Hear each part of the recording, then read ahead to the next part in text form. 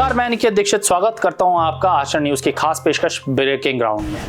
Australia के Adelaide में 19 जुलाई की रात 23 साल के भारतीय छात्र चरणजीत सिंह पर नस्लीय हमला हुआ।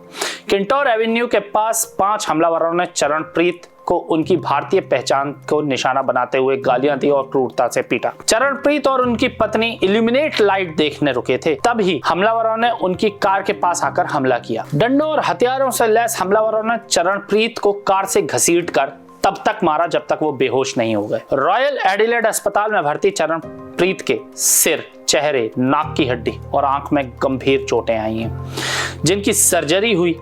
दक्षिण ऑस्ट्रेलिया पुलिस ने इसे नस्लीय हमला मानकर जांच शुरू की और सीसीटीवी फुटेज के आधार पर एक 20 वर्षीय आरोपी को एनफील्ड से गिरफ्तार किया, जिसे बाद में जमानत मिल गई। बाकी 4 हमलावरों की तलाश जारी है।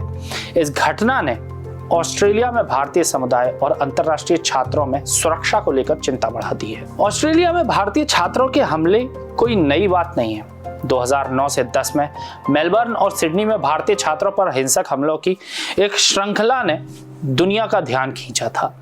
इन हमलों को करी वॉशिंग के नाम से जाना गया, जिसमें 2007 और 8 में अकेले विक्टोरिया में 1447 भारतीय छात्र हिंसा और लूट का शिकार हुए।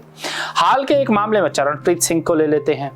यह घटनाएं भारतीय समुदाय में डर और असुरक्षा का माहौल पैदा करती। तो सवाल यह है कि भारतीय छात्रों पर हमले क्यों होते हैं और ऑस्ट्रेलियाई समाज में भारतीयों के प्रति यह चिंता क्यों है। पहला कारण है नस्लीय भेदभाव। 2009 से 10 के हमलों को कई भारतीय छात्रों और नेताओं ने नस्लीय बताया, जिसे ऑस्ट्रेलियाई अधिकारियों ने शुरू में अवसरवादी, अपॉर्चुनिस्ट अपराध करार दिया। हालांकि शोध बताते हैं कि भारतीय मूल के लोग ऑस्ट्रेलिया में रोजमर्रा की जिंदगी में छोटे छोटे नस्लवाद का सामना करते रहते हैं, जैसे go back to your country यानी अपने देश वापस जाओ जैसी टिप्पणियों का। दूसरा कारण है आर्थिक। 2000 के दशक में भारतीय छात्रों की संख्या में तेजी से वृद्धि हुई। 2009 में 1,20,913 छात्र ऑस्ट्रेलिया में पढ़ रहे थे। ये छात्र सस्ते आवास वाले स्थानों में रहते थे, जिससे अपराधियों के लिए ये आसान निशाना बन गए। पैसों और ड्रग्स के लिए लैपटॉप और नकदी को ये अपराधी लूट लेते थे। इसके अलावा कुछ स्थानीय लोगों में यह धारणा बन गई कि भारतीय छात्र नौकरियां और संसाधनों पर कब्जा कर रहे हैं। तीसरा कारण है शिक्षा उद्योग की नीतियां। ऑस्ट्रेलिया का शिक्षा क्षेत्र, जो 2007 और 8 में 13.7 बिलियन ऑस्ट्रेलियाई डॉलर का योगदान रहा था, भारतीय छात्रों पर बहुत निर्भर था। लेकिन खराब गुणवत्ता वाले कॉलेज, शोषणकारी नियोक्ता और अपर्याप्त छात्र सेवाएं भारतीय छात्रों के लिए चुनौतियां बन गई।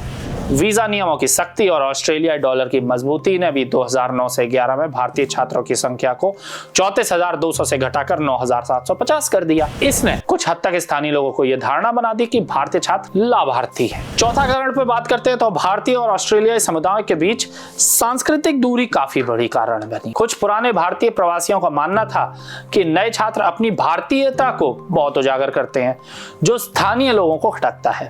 उदाहरण के लिए मेलबर्न में एक भारतीय मूल की छात्रा ने बताया कि हमलों के बाद स्थानीय लोग उनसे दूरी बनाने लगे। लेकिन विपरीत कुछ ऑस्ट्रेलियाई मानते हैं कि भारतीय छात्र समस्याएं नहीं पैदा करते, लेकिन फिर भी सामाजिक एकीकरण की कमी एक मुद्दा बनी हुई है।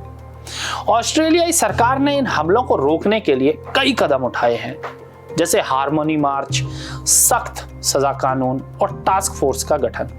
फिर भी हाल ही की घटनाएं जैसे चरणप्रीत सिंह पर हमला बताती हैं कि समस्या अभी भी सुलझी नहीं है। ऑस्ट्रेलियाई अधिकारियों को मिलकर नस्लवाद और हिंसा के खिलाफ ठोस कदम उठाने पड़ेंगे। भारतीय छात्रों की सुरक्षा सुनिश्चित करने और दोनों देशों के बीच संबंधों को मजबूत करने के लिए सांस्कृतिक जागरूकता को बेहतर बनाना बहुत जरूरी है। ये एक जटिल मुद्दा है जिसमें नस्लवाद, आर्थिक तनाव और सांस्कृतिक अंतर शामिल है। ऑस्ट्रेलिया में पढ़ने वाले भारतीय छात्रों की सुरक्षा के लिए दोनों देशों को मिलकर काम करना बहुत जरूरी होगा। फिलहाल की रिपोर्ट में बस इतना ही। मैं आपसे मिलूंगा एक नई खबर के साथ। तब तक जुड़े रहे आचरण न्यूज के साथ। नमस्कार। देश दुनिया की सभी खबरें देखने के लिए जुड़े रहिए आचरण न्यूज से। आचरण न्यूज, हर कदम आपके साथ।